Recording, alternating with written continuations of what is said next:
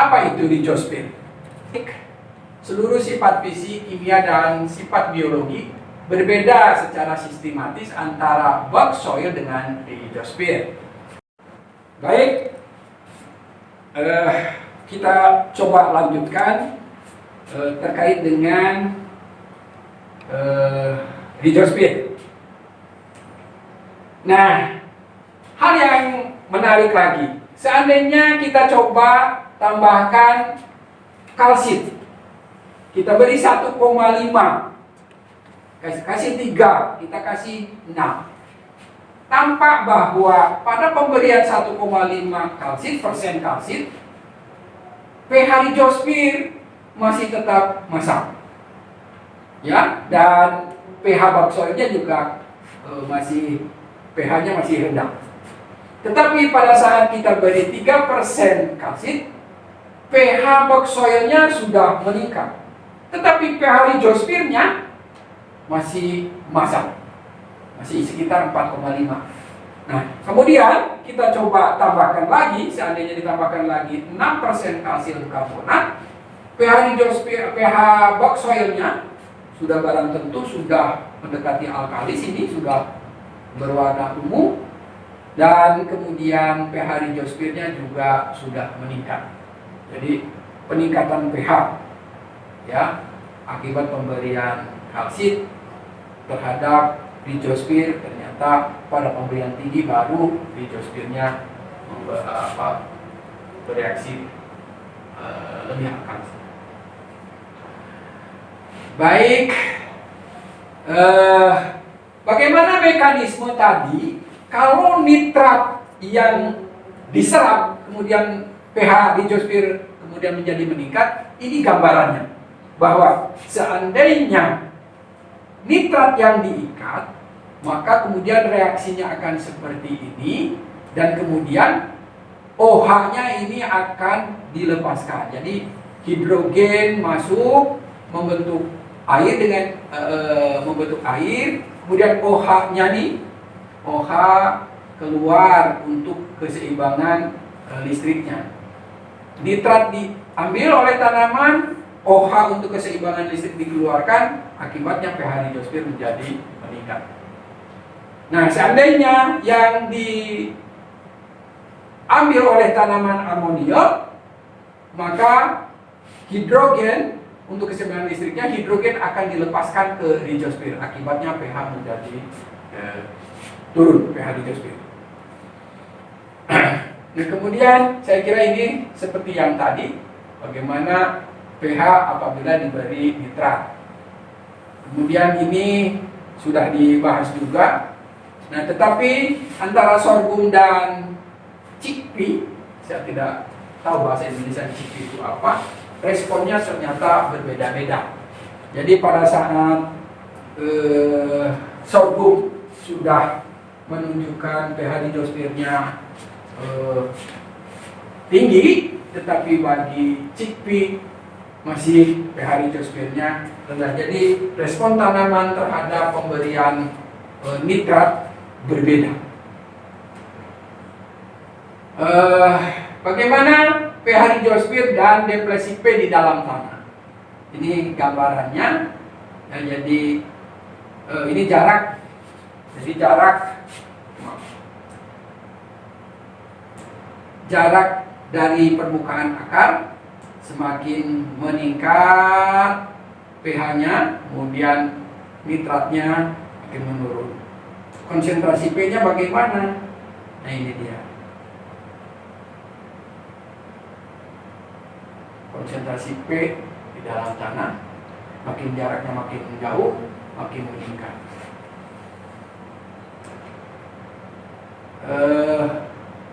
Bagaimana pengaruh pemberian P dari melalui daun? Ternyata berdampak. Tanpa pemberian P seperti di sebelah ini, sedangkan yang diberi P dari daun seperti ini, N disuplai dalam bentuk nitrat.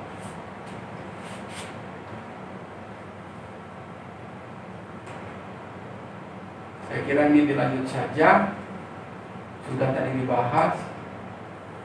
Ini yang dieksudasikan oleh akar itu dalam bentuk ada gula, asam amino, asam organik, enzim, sudah dibahas tadi, sudah saya sampaikan, dijotiposit namanya. Kemudian perbedaan spesies ternyata melepaskan atau mengeksudasikan asam organik yang berbeda-beda. Nah, inilah pentingnya kita mengembangkan sistem agroforestry, sistem polikultur, ya. Jadi dalam satu lahan dikembangkan lebih dari satu tanaman, karena ternyata semakin beragam tanamannya, semakin beragam jumlah dan jenis senyawa atau karbon organik yang dilepaskan oleh tanaman. Ini dikemukakan oleh Ohwaki dan Hirata tahun 92.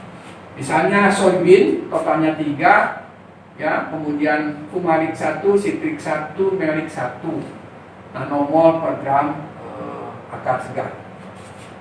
Chickpea totalnya 66, ternyata asam sitratnya, citric acidnya lebih tinggi. Sedangkan malonik dan fumariknya 77, malic acidnya 30. Peanut 47, fumarik yang dominan. 24-nya fumarik, citrik 9, fumarik. Apa artinya? Bahwa berbeda spesies tanaman melepaskan senyawa organik, asam organik yang berbeda, jumlah dan jenisnya juga beda-beda. Kemudian bagaimana pengaruh usia tanaman terhadap eksudasi gula? Nah, ini di awal tanaman melepaskan gula yang larut dalam etanol tinggi. Setelah itu umur 20 hari kemudian menurun dan menurun. Nah, ini menarik ya. Kenapa di awal-awal kok tanaman melepaskan lebih banyak gula larut etanol? Saya kira secara fisiologi ini bisa dijelaskan. Kemudian ini bagaimana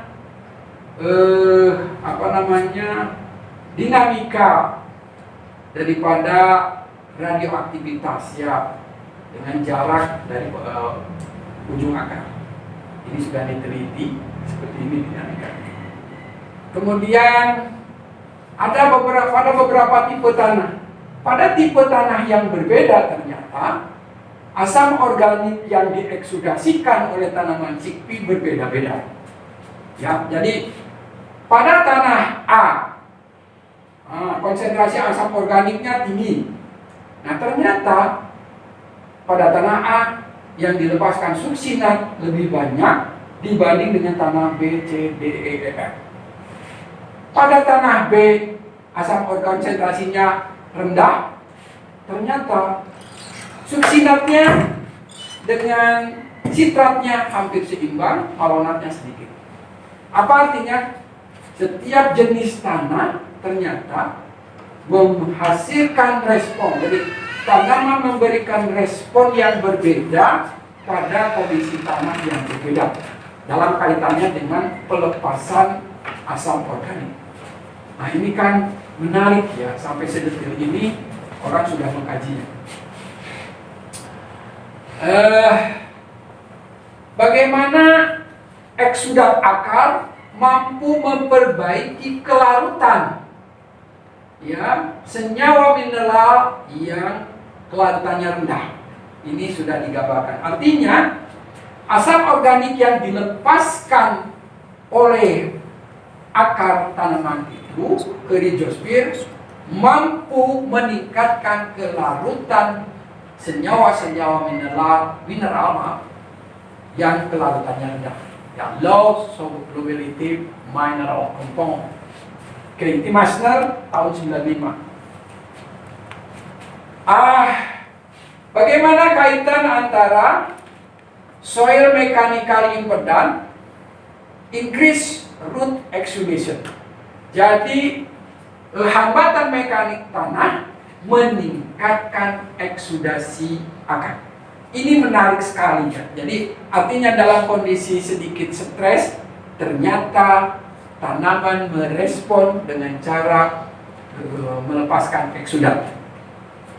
Oke, ini sebagai contoh ya eksudasinya. Nutrient plus blast bed. Nah, ternyata berbeda. Ini nutrient solution alone, artinya tanpa ada hambatan mekanik. Asam amino yang dilepaskannya 0,1. Bila ada blast bed, maka menjadi 2 kali lipatnya. Karbohidrat 1,5, kemudian bila ada hambatan mekanik menjadi 3. Jadi artinya ini sudah rumus umum. Kalau ada sedikit stres, tanaman akan merespon, dan respon di sini dengan melepaskan senyawa organik dalam bentuk eksudat. Oke, demikian juga kaitannya dengan pelepasan enzim. Ya, ini kaitannya dengan enzim fosfatase. Oke, saya kira ini gambarannya. Lanjutkan saja. Ini sudah dibahas, kok jadi 2 kali. Kemudian kolonisasi bakteri pada permukaan akar jagung. Ya, pada root tip ini jumlah selnya seperti di coverage-nya sekian. Pada root hair meningkat, pada lateral root zone meningkat lagi. Ya, jadi ada hubungan antara ujung akar, rambut akar dengan zona di akar lateral, kaitannya dengan kolonisasi bakteri. Kemudian ini ingin menunjukkan bahwa populasi bakteri di Rhizosphere pada spesies tanaman yang berbeda ternyata berbeda. Di clover, ya, populasi bakteri itu di Rhizosphere sangat tinggi, yang paling tinggi, paling tinggi. Sedangkan di oat lebih rendah, di lindung, di wheat, maize, barley lebih rendah. Jadi ini menarik. Mengapa di clover itu, ya, kerapatan populasi bakteri lebih tinggi dibanding dengan tanaman misalnya jagung, barley, wheat dan lain-lain. Saya kira menjadi bahan pemikiran ke depan bagaimana kita memahami ini dengan sebaik-baiknya. Ya, jadi teknologi tanah, bioteknologi tanah masih terbuka lebar untuk bisa kita kembangkan ke depan. Kita sebagai masyarakat yang tinggal di daerah tropis dengan keunggulan penyinaran matahari sepanjang tahun, mestinya pengembangan produksi biomasa itu harusnya lebih maju daripada negara-negara lain. Tapi yang terjadi masih sebaliknya. Oke, bagaimana efek daripada bakteri pelarut fosfat? Ya, nah, apabila kita tambahkan bakteri, maka kemudian terjadi peningkatan ini, ya 133. Kemudian kalau ditambah rock fosfat, maka menjadi 99. Dan apabila ditambahkan bakteri pelarut fosfat, maka kemudian terjadi peningkatan menjadi 227, ya, berat kering daripada tanaman lavender. Jadi berat kering tanaman meningkat akibat pemberian bakteri pelarut fosfat, dalam hal ini Pseudomonas dan Agrobacterium. Oke, sudah ditemukan lama nih oleh Alscott tahun 76. Kemudian ini bagaimana pengaruh bakteri pelarut fosfat dan jamur mikorizа atau fungi mikorizа. Ternyata juga berpengaruh, ya, bahwa pemberian bakteri, pemberian jamur mikorizа berpengaruh terhadap berat kering tanaman lavender. Signifikan pengaruh. Tahun 76 sudah diteliti orang. Kemudian interaksi di Rhizosphere wheat dan wheat dengan intertwining root. Saya kira bisa Anda lihat, ya, di sini. Oke, saya kira itu bahan terkait dengan Rhizosphere. Mudah-mudahan bisa memberikan gambaran yang paling utama. Pertama, apa itu Rhizosphere? ya bagaimana kondisi